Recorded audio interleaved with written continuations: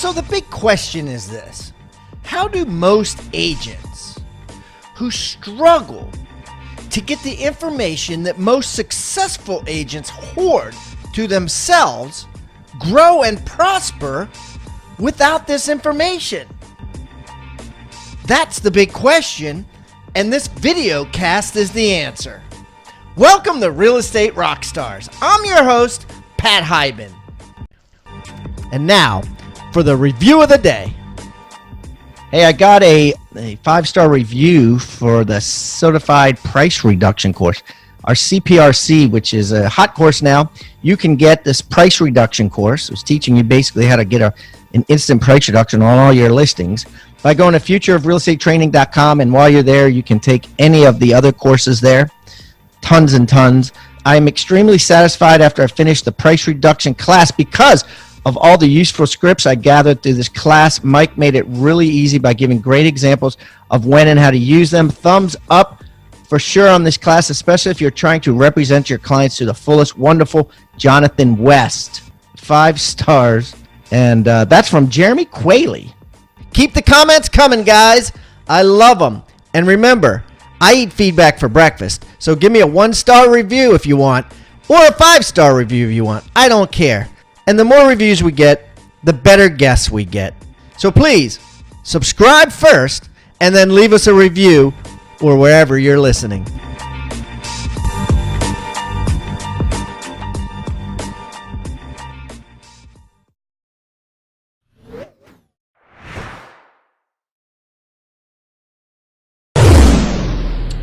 All right, Rockstar Nation, we have a fantastic guest for you today, Mr. Bob Lachance. Bob, former hockey player, professional hockey player, REVA Global virtual assistant staffing company, and a ton of other stuff. Entrepreneur, investor. You tell me, Bob. There's like, I literally have an entire page that I don't even know where to go. So why don't we just start with what you want to tell the Rockstar Nation about you? Absolutely. Well, first of all, thanks for having me on the Yeah, podcast. our pleasure.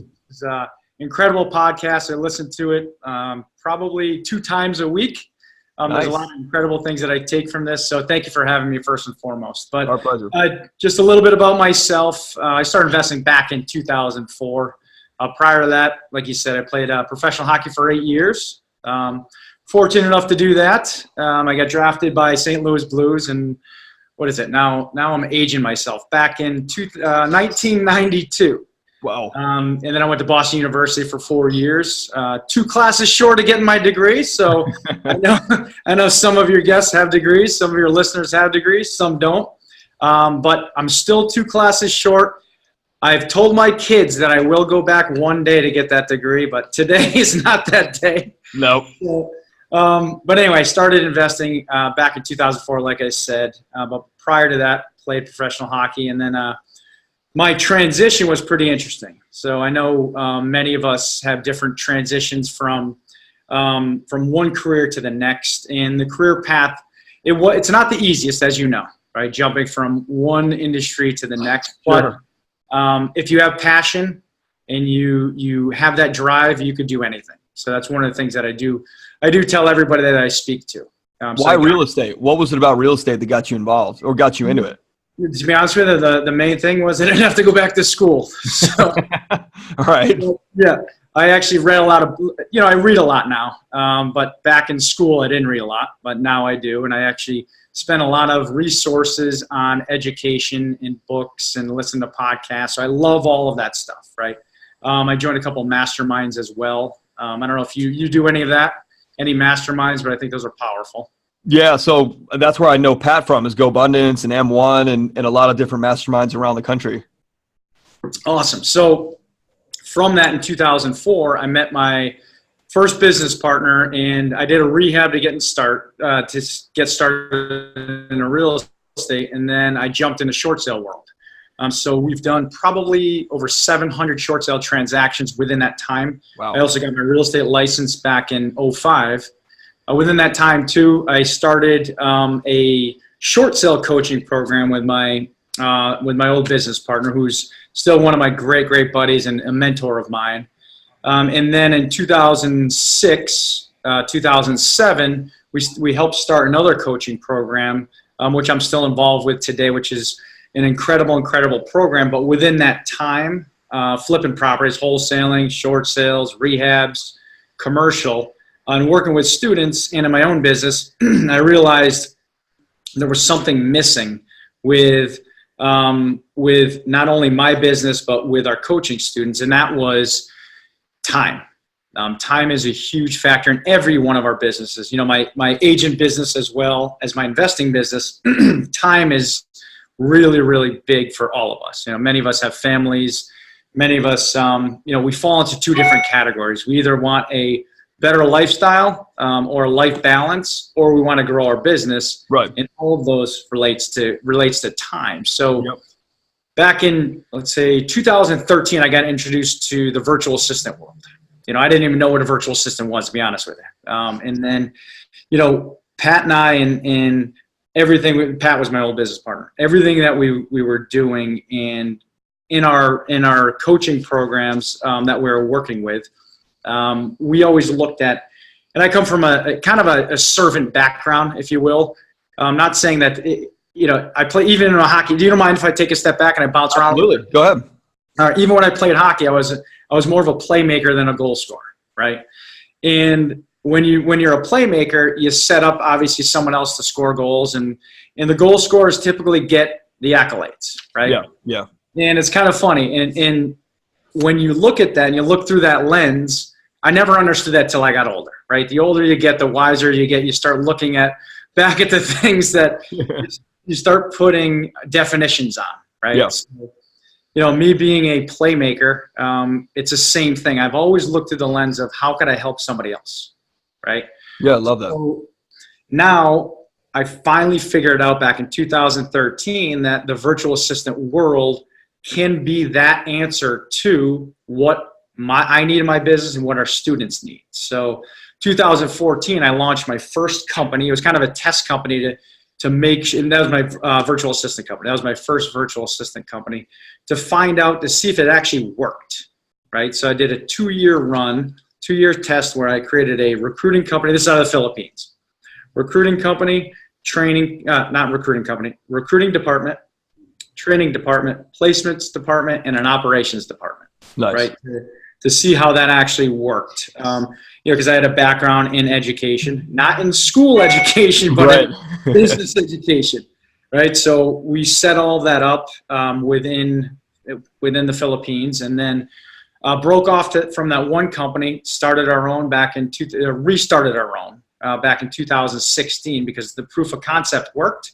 Yeah. And we launched it, and now we're here today. So what's your teams that you spoke of that are there in Connecticut? You got an investment team, and do you have like a standard sale team, like a retail team? It's only investing now. Only investing, okay. Back in 2005, I got my real estate license. You'll enjoy this story. You mind if I go off start talking? Absolutely. All right, so back in 2005, I got my real estate license because it was just it added to the investor side, right? Sure. And when I got my short sales, I would list those properties. And when I was list those properties, I would work with a team of agents. I listed this one property in Guilford, Connecticut, and I got 60 calls when I was eating dinner with my family. I threw my hands up and like, dude, I'm done. I am never going to list another property in my life. So what I did at that point, I just referred everything out. And then I gave up my license a number of years back and just have real estate agent teams that I work with. Got it. Okay. How many? So what's the structure of your team right now? Yeah. So the structure of my team is I have an acquisition person here, Okay. and my virtual assistants do the rest of my business: cold calling, following up, working on my direct mail, and then the calls come in. So the main thing that I have my virtual assistants do is gauge seller motivation. So because I found that that's the most tiring thing. When I first started real estate, I think I was telling you this before we started talking here, is I door knocked for a year straight. This is back every day. Every Ugh. day. So back from 10 a.m., I'm in Eastern Standard Time, 10 a.m. to 3 p.m., I door knocked. So my partner, he wasn't my partner at the time. I first joined him, and he's like, hey, Bob, here, have a script. I'll give you a list of pre-foreclosures and a script. Go door knock. I'm like, all right, cool. My main mindset that back then was I want to learn everything from ground up, Yeah. Right? Again, I knew nothing, man. Well, it makes sense though. Yeah, but I literally knew nothing about the real estate industry. I was learning from him. I bought courses, invested in courses. Didn't you feel like that was better, that you kind of didn't know what you just didn't know, and you just, that naivete, like, just let you go do your thing without thinking of the fear and all the shit that could have happened? Oh, 100%. And the way I looked at it was, I want to learn everything from ground up because now I could teach it, right? So right, 100%. That's a great philosophy. And you know what's funny? It's the challenge with a lot of services. So obviously I have a service today and I also invest. But a lot of service providers don't actually use their products, right? Or service, which Yeah, I'm not saying every one of them. I'm saying a number of them don't, which I think it'd be great if they all do, because then your service is going to get better and better and better. Like I love when I hear, individuals that actually have a service and they use their own service in their own industry, right? I think that's the coolest thing. Yeah. I think that's something that everybody, if everybody does that, I think the services will get better and better and better. Yeah, but they're using what they created to continue to upkeep it, change it, shift it, course correct it. Yeah, I totally agree with you on that. Yeah, like we talked about before, is the industry changes, right? Every industry changes a little bit. The real estate agent industry has changed a lot, right? To where, it's going away from, you could only be on an island by yourself, one single agent, to teams, right? Let's talk more about that, because that'll get us into the virtual assistant thing. Yep. Real quick, what's your team production? Like, what are you guys doing per year? Do you gauge on that? Obviously you do. Yeah. So here's the cool thing about me. I only want to do one deal a month on the investor side, right? I invest in syndications. I have my virtual assistant company. I work with a lot of different coaches and coaching students as well. So I do a lot of stuff behind the scenes. I have 2 commercial buildings as well. So I only, on the flipping side and the real estate investing side, my goal is 1 deal a month. That's it. And then what's your traditional or typical profit margin from a flip today? Because I know that the flip profit margins have changed big time. I know it has for us. Yep. What are you looking at today? Ours used to be $27,000. Right? Yeah. So that used to be our margin back in the short sale world. Yep. It's down to about 19 to 21,000. Wow. Okay. Yep. So I don't know what yours is, or Are we talking, when I say flip, are we talking about a full out reno back on the retail market sold flip, or are we talking about a wholesale flip? It's a mix of wholesale and reno. Got it. Okay. Yeah. Okay. And again, I'm in Connecticut, so we look at an area. So my most recent flip was in East Hartford, Connecticut. Right. We bought it we were supposed to buy it for 85, but it ended up being 95. Yeah. We sold it for 140, but within there, it was a $19,000 profit. So that's a lower end. You're talking about lower end. Rather than, because we stay within the 100 to 300 mark. That's where our sweet spot is. Okay. I would say that ours runs about 25,000 right now, but that's down from 40,000. Right. Right. They were like 2 years ago was much bigger, bigger. What do you attribute that to? Like, besides the market shift and the natural cycles that it takes, what else do you attribute that lower profit margin to?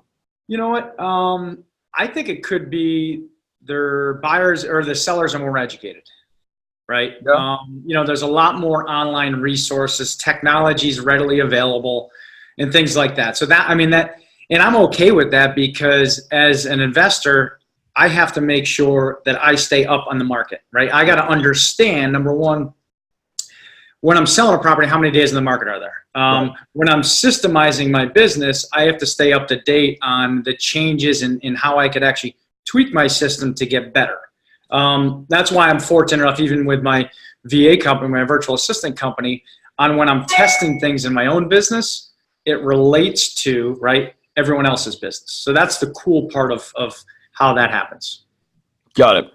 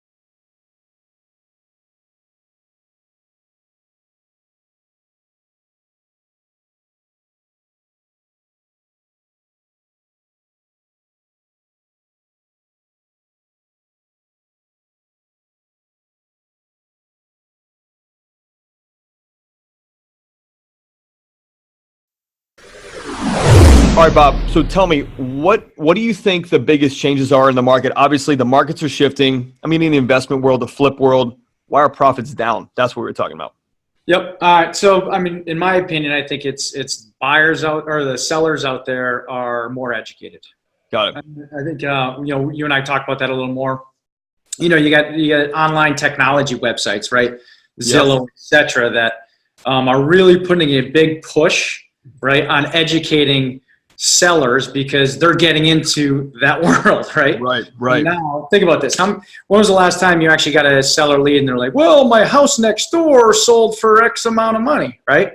Yep. That's the difference. They're more and more educated on that. But I think that's a positive thing, right? Because the more challenging things get, the more money I'll make in the end because more people drop out, right? Because that's just how that works. That aren't, like, you mean the competition that aren't educated, and not competition in terms of sellers, but competition in terms of other agents or other wholesalers or investors? Yeah, I totally agree. Right. And that's why I think it's really, really important for everybody to stay connected, stay educated, right? Yep.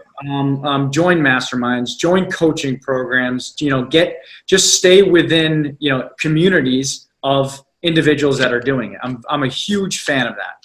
Yeah, that's a fantastic point. Education, it's in today's market and today's industry and today's economy in the real estate world, you have to be educated. If you are not educating on a weekly basis to find out what's going on around you, whether you're a single agent, a team owner, an investor, a wholesaler, a flipper, just a multifamily buyer, you're hurting yourself. You're definitely hurting yourself.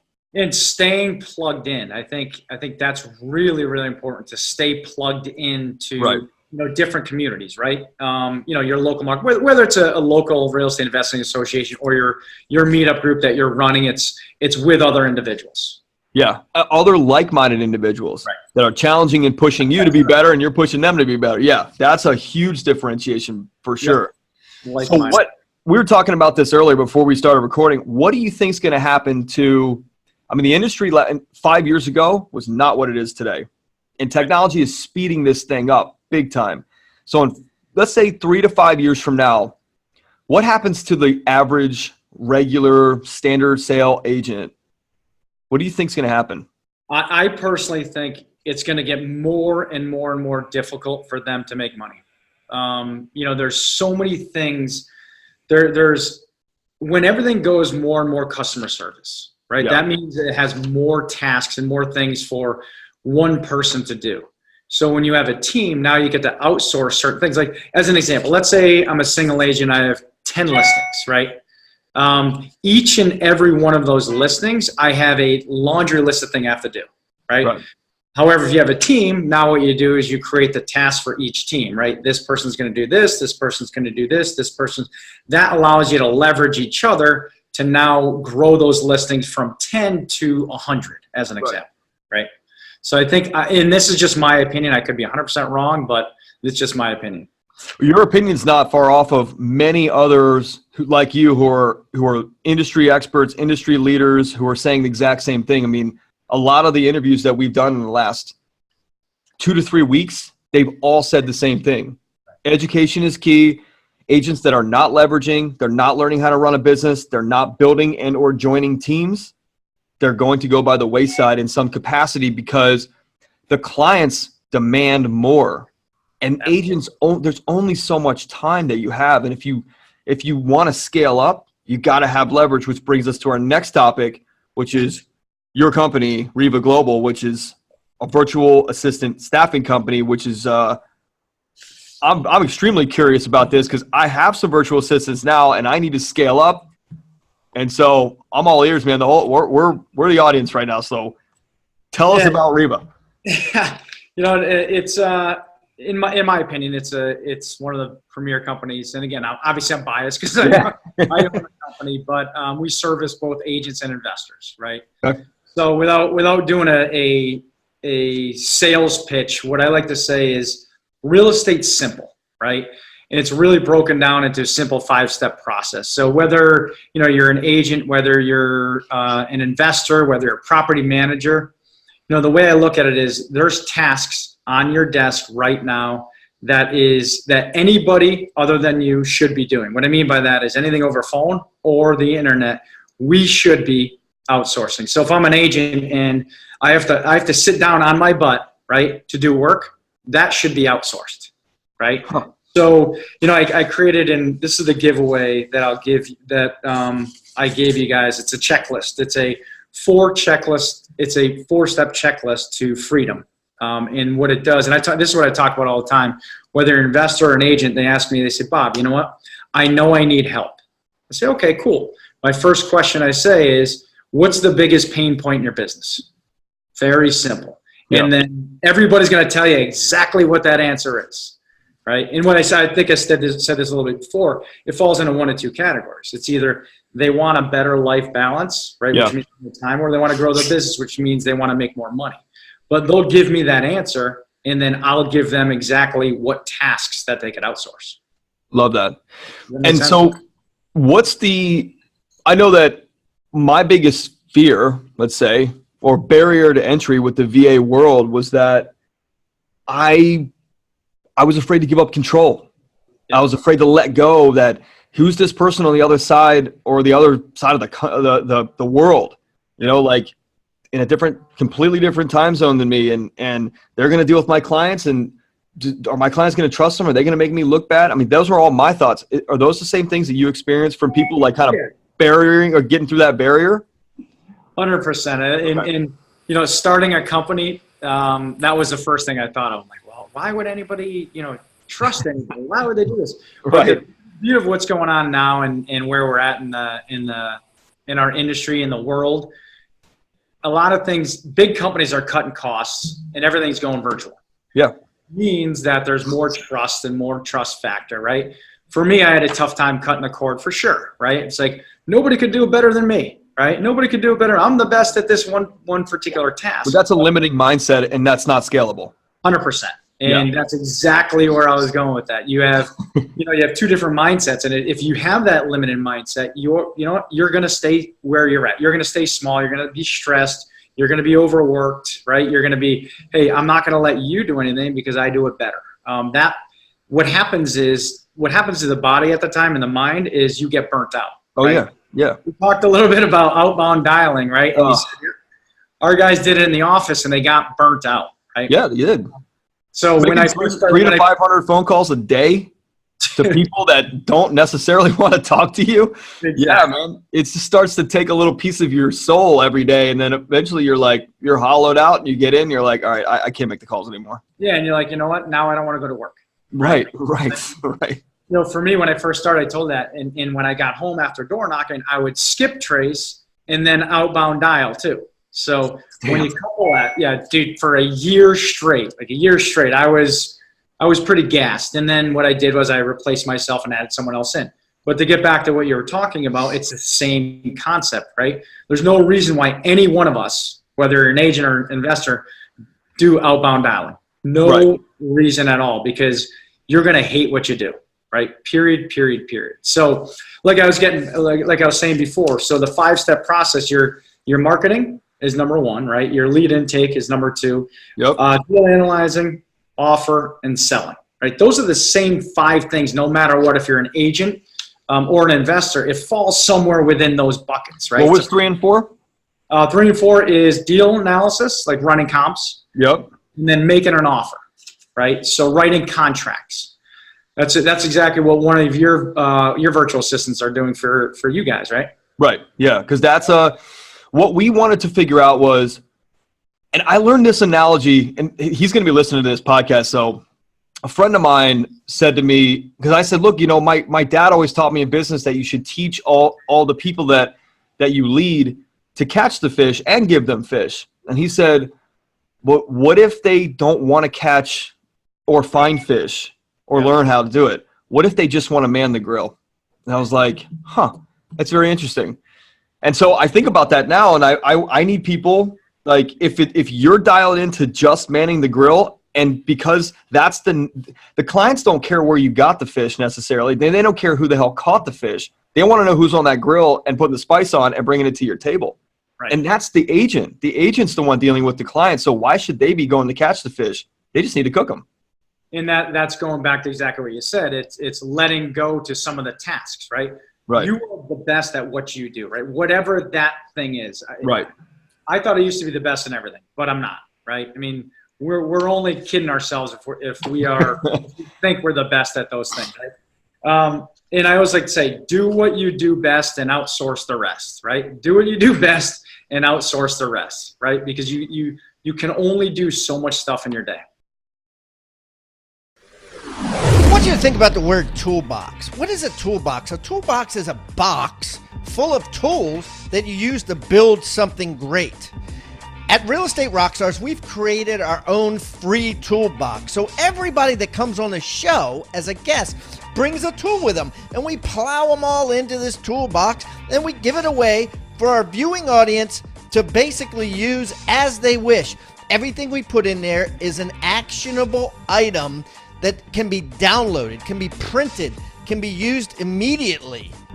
And we got things like scripts and dialogues, checklists for teams, checklists to keep agents accountable, referral forms that are filled out at settlement to get referrals by your buyers and sellers. Everything you could think of that you could use on a regular basis about real estate is included in this toolbox. And it's helping agents worldwide sell more houses and make their jobs a lot easier and processes much more efficient. And the thing is, it's absolutely free. All you got to do is go to hibandigital.com/toolbox or text the word toolbox to 444-999. That's toolbox 444-999. Do it now. Hey, real estate agents and rock stars. If you're getting value out of the content in this episode, make sure you like the video and subscribe to this channel. Also, click the little bell icon to be notified about upcoming episodes. And I would also love it if you left a comment and shared the most impactful tips and tactics you've learned from the knowledge shared in this episode, or even maybe make a suggestion requesting a topic of what you'd like to learn in future episodes. I welcome any feedback below. Now, back to the episode. What about the, and I'm sure you deal with this having this company, the agents that are kind of stuck. And I think we've all been there at a certain point in our internal growth of ourselves to be able to grow our businesses. What do you say to the agent that's like, yeah, I know I need to do that, and I know I need to scale up, but I don't want to spend the money over here, and I don't trust the time, I don't trust this person over here, and I need these clients. And they're like, you hear that like resistance mode, right? What do you do when an agent's in resistance mode? How do you help them get into action to take a step forward? Because you know when they look back, they're going to be like, God, thank God I did that. Well, we have a lot of clients that are actually like that, and I'll have this talk, right? I'll have them a motivational talk to say, listen, how much you want to grow, what are your goals, et cetera, et cetera. Right. Try to build a plan for them, and they won't do it, right? They'll come back a year later like, dude, Bob, I wish I did it, right? Right. You can only push somebody so far, right? Think about this, if you're mentoring someone in your office, a new acquisition person or whatever, right? And you tell them what to do, they don't do it, they don't do it, they don't do it. And finally they implement it and they're like, dude, I wish I would have done that a long time ago, right? Right. It's every individual is different. Like, that's why I love dealing with athletes. Athletes they're wired a little different because they're always, they come from a world where the coach tells them what to do and they do it. Right. So that's the beauty of dealing with like-minded individuals. You gotta, we do a lot of DISC profiling, behavioral profiling with all of our virtual assistants. So we know, if you have a high D and high I, guess what? They're going to be very good on the phones. Right. If you're high S, high C, don't put them on the phones because they're going to quit tomorrow. Yeah. Or today. Yeah, exactly. So I think that's important that, you can only do as much as you can to educate, to train, and try to push. Not everybody's going to be ready at the same time. Right. And when they do, they will go back to you and say, I wish I did that. I wish I did that. That's something I wake up in the morning every day is it's kind of like when you want that next sale and you don't make that next phone call, right? Right. You're kicking yourself. It's kind of the same concept to where, you know what? I know if now I can manage my VAs. Because if I'm not going to make that next call, I'm going to make sure my VAs are calling all day long. Right, right. So, And then what do you say to somebody who says, I'm the only one that can do that? That's a very dangerous mindset in any business. Very dangerous. Or my clients only want me. Yep. Well, I mean, that goes back to that limited belief. Right. I have a lot of case studies that have individuals just like that and say, you know what is your end goal? I'll start with that. What is that end goal? I'm the only one that could do it. Okay, well, what is your end goal? Is your end goal really to grow your business, or is your end goal to work 24 hours a day? Guess what? If your end goal is to work 24 hours a day, my answer is you're right. Nobody's better than you. Right. You're right. And then I also say, listen, with that belief, I used to have that belief as well. I'm sure you probably did as well, right? Yep. That belief will only get you so far. And you could push someone. And I mean, I know for me, I'm only as good as my team, right? 100%. I look at the company that I built with my virtual assistant company, my departments over there, my team gets better and better and better every year. And I think it boils down to the training that you give them to get them better, right? And I can't remember who I was talking about. It could have been you. We were talking about the individuals. No, I was actually I wasn't talking to you about this one. But I was actually talking to my buddy that came over last night. We had a couple drinks. We were watching a hockey game. So we were talking about, hey, it does not matter at all the resume that you have. Like, I don't give a crap about a resume.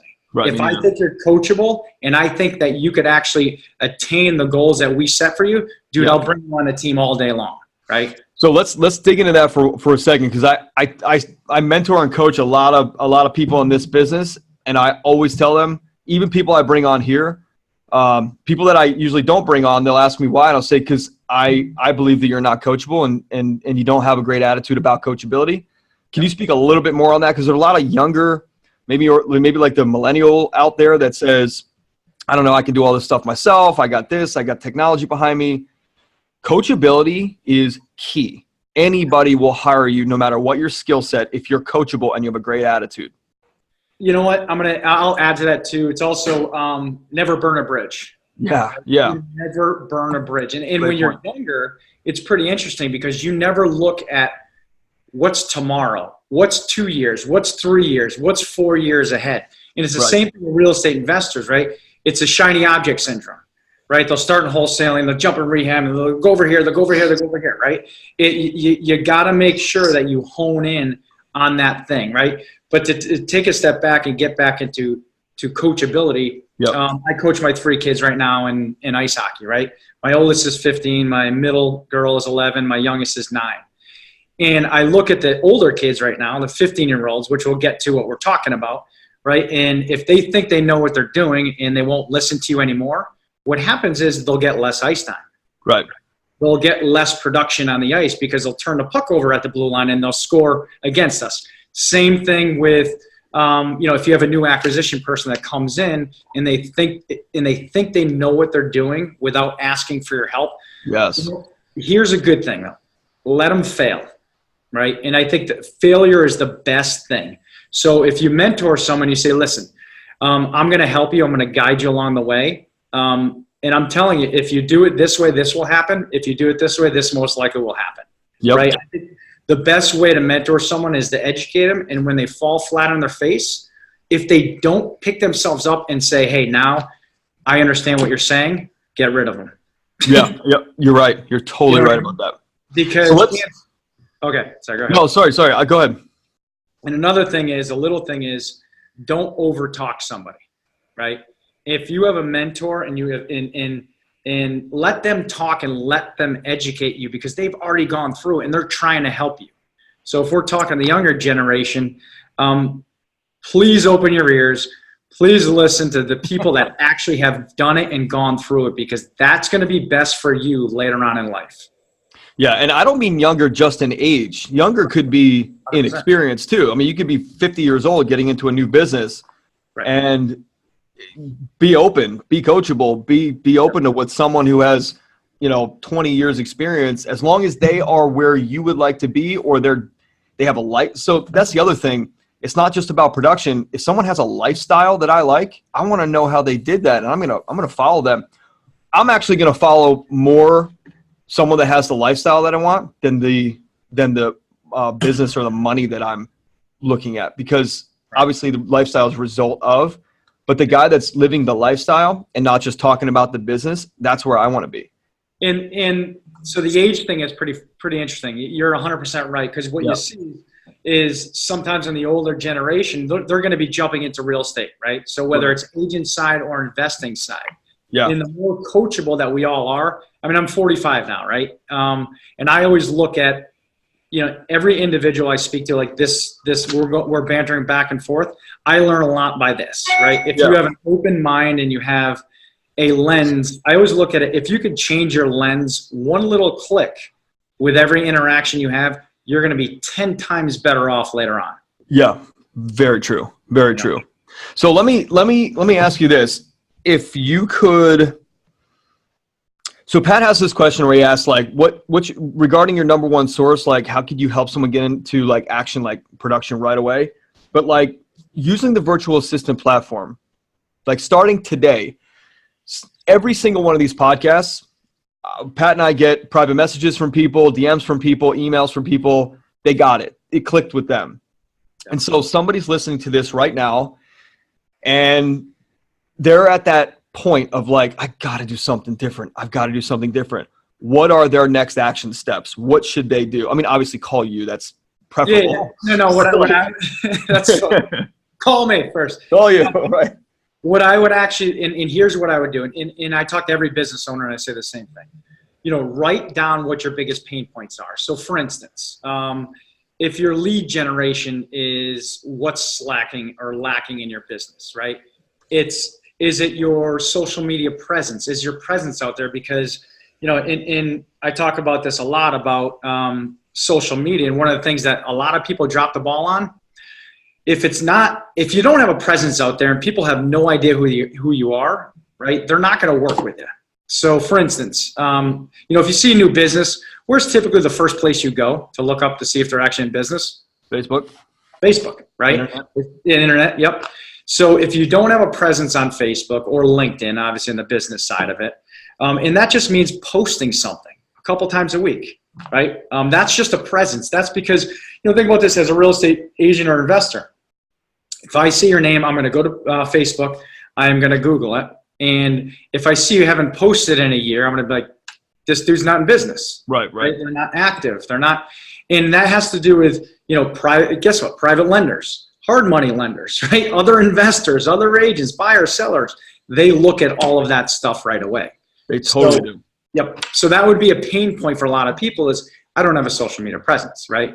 My lead generation is not there. Okay, well then, if your lead generation is not there, give us a call, and we'll help you look at some of those tools that are actually useful, where those lists are, what people are using, etc., and we'll get you plugged in with one of our VAs that knows what they're doing there. Got it. And then what about the fear of, and I want to go back to a couple other action steps that people can take, but what about the fear of, well, what if the VA just like fails and they leave? Like, what do I do? We took 2 weeks, we trained this person and they left in a week and now I'm back to square one. What happens then?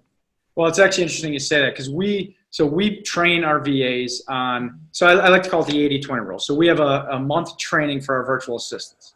First of all, on the recruiting side, we send them through a 4-step process. We do background checks, disc profiling. All of our VAs have 4-year education, right? College degrees when they come to us. Yep. So through that process, and then it jumps to our training team, which we have a 4-week training platform where they do a bunch of stuff, running comps, outbound dialing, learning how to write contracts, etc. So within that month time. Then they go to our placements team, which they do a disc profile, right? So which now we know when our client comes exactly what they're looking for. If they want outbound dialing, we make sure we line them up with a high D, high I, etc. Right? And then our operations team, so what they do is we have a business coach on top of our VA/coach, VA/client, I should say. So we have a individual who manages the VA and client relationship. So what happens is if a VA doesn't show up to work, we have a backup VA to actually plug in to what they're doing. So we have that, we have the option. So let's say the VA resigns for whatever reason. They're sick, they have family issues, whatever it is. Then we just go into our pool of VAs and replace them. So the pain right there. Fair enough. A lot less, right? And the reason why I say this is because, I've gotten VAs before I started this that actually did that, right? I worked with them 3 weeks, 4 weeks, all of a sudden, boom, gone. Yep. I'm like, where the freak are they, right? Yep. Where the heck are they? And all of a sudden now I had to go through the whole process of finding resumes, sifting through resumes, interviewing So now we cut all of that pain point out. I don't know what I was so scared of before. Now looking back at it, it was, you have to just take action. Obviously I knew what I was scared of, but I see it as just a learning piece, because when I had to go through those same things, like the VAs just quit, and I'm like, okay, well, that sucks. Well, I can either stop, or I can go back and maybe I'll find a different company, or maybe I'll find a different source, or maybe I'll try and hire myself and train in-house, whatever. So it's nice to have a company that can take care of all that stuff for you. What is one of your biggest pain points in your business right now? So one of my biggest pain points, I would actually say the contractor side, right? Okay. I think a lot of people so I'm just going to put my investor hat on, right? And not only myself, it's finding a good contractor. The last flip I just had, I had a painter that was horrible, right? It's just it is what it is, right? I had my main guy moved to Florida, right? So they've been, it's the contractor world, because, hey, let me give you a good tip too. For me, it's a contractor world, but you ever go to thumbtack.com? Yeah, love Thumbtack. Dude, unbelievable. I just hired someone from Thumbtack and they're phenomenal. So not to change the subject, but the answer was it's contractors. No, but you know what? You hit on a great point. I've never brought this up on this podcast. Let's talk about Thumbtack for like a minute, because I think we're running on an hour here. Let's talk about Thumbtack for a minute. I just hired a person to teach me how to play the piano on thumbtack.com. So for those of you that haven't heard it, it's called thumbtack.com, thumbtack.com. They have an app. Literally anything that you need leveraged or taught to you or done for you, Thumbtack got it. From a full house renovation to someone to teach you piano to a painter. What did you use them for? Painting? I did a painting and also power washing. Oh, power washing. Okay. Yeah. So my wife just said, dude, this morning, I love Thumbtack. Kyle called me last night because we needed we have a backyard sport court, and we needed someone to come power wash it, because in the wintertime we put an ice rink on it. And we had a bunch of mold and slippery and all that kind of stuff. So, so we went to Thumbtack and got someone to power wash. He's coming over. Love that. Love it. And you know what? If they don't come over, or if they do a bad job, you rate them on Thumbtack, and Thumbtack basically trashes them, or cans them, and takes them out. Great point. That was a great point. I'm glad you brought that up. So the answer was contractors. So that was the answer. Biggest pain point, contractors. What are you doing to solve it? Yep. Because we all have that. Yeah, I have a lot of investor buddies now. We're starting to work more with each other to say, hey, this is a great painter. This is a great, and I think that's the best way. It's your network, right? Your network is your net worth, right? So that's got it. So books, podcasts, what are you reading now? You mentioned you read a lot now. What are you reading? I actually, this is the newest one. It's called The Happiness Advantage. I like that. Positive Brain Fuels Success in Life and Work. Who's that by? That is by Sean Aker, I think. Happiness Advantage by Sean Aker. Is it Aker? Yep. What's my my other one is where is it? It's actually on top of underneath my computer. It's Drive. Yeah, it's Drive is the next one. Okay. And then what other podcasts do you listen to? A lot of them are Cash Flow Diary. You got Flipping Success. I actually love, and this is a great one for me, is MF CEO by Andy Frisella. Oh, yeah. Yeah, I mean, the language is hey, I'm from a hockey locker room, so I love that language, and it's second nature to me, but it's an incredible podcast. I'm a huge fan of a lot of different, obviously your podcast is incredible. I listen to it all the time. Thank you. Yep. I would rank yours number one, and then MFCEO number 2, and then so on and so forth. But I'm a huge podcast junkie because, and I take notes on a lot of podcasts because I think it's really, really important. There's some great takeaways. Great resources you can learn from podcasts. Yeah, someone's story has so many pieces in it that you can part together or piece together into your own life and just take a little tiny chunk here and a little tiny chunk there and a big chunk over here. And then the next interview, you listen to this one, and it's really good to hear other people's stories for sure. Another podcast called Wealth Fit is really, really good. It goes cross-grain on real estate and investing and things like that. So check that out. That one's pretty good too. You might like that. Definitely. So what do you do in your downtime? Coach my kids, hang out with my kids, play a little golf as well. I haven't played enough golf, but golfing would be one, and coaching my kids and running after them. I love that. So, Bob Lachance, you're going to leave us with the 4-item checklist of freedom. Yep. Where can people find you? They could email me direct at bob@revaglobal.com. Check out my website, revaglobal.com, revaglobal.com. And you can find us on Facebook. I left our Facebook page there, our Instagram page. So you can find me everywhere. So just those are my best contact. So everybody, you can check out hybendigital.com for all of Bob's contact details, a picture, the 4-item checklist of freedom, more information on REVA Global, you name it. Bob, it was a pleasure having you, man. It was really fun talking to you. We probably could go another hour at least. Yeah, we could. I did tour you for this. I could talk forever. So I really wanted to get more into the investing. You know what? Let's have you back, and we'll only talk about the investment stuff, how you structure, how you set up. Well, I'll set that up with you. I'm gonna shoot you an email, and then, like Pat always says, next time I'm in Connecticut, man, I'm gonna look you up.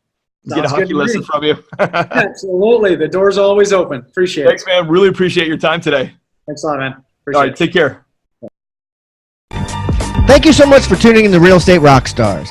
If this free content is giving you a ton of value, I want to ask a small favor in return. I need you to pull out your pointing finger and hit the subscribe button. Yes, hit subscribe, please. The more subscribers that we get on Real Estate Rockstars, the better guests are attracted to the shows. We'll get more guests from the top companies, from the top teams, and even more celebrity guests like Robert Kiyosaki and Barbara Corcoran.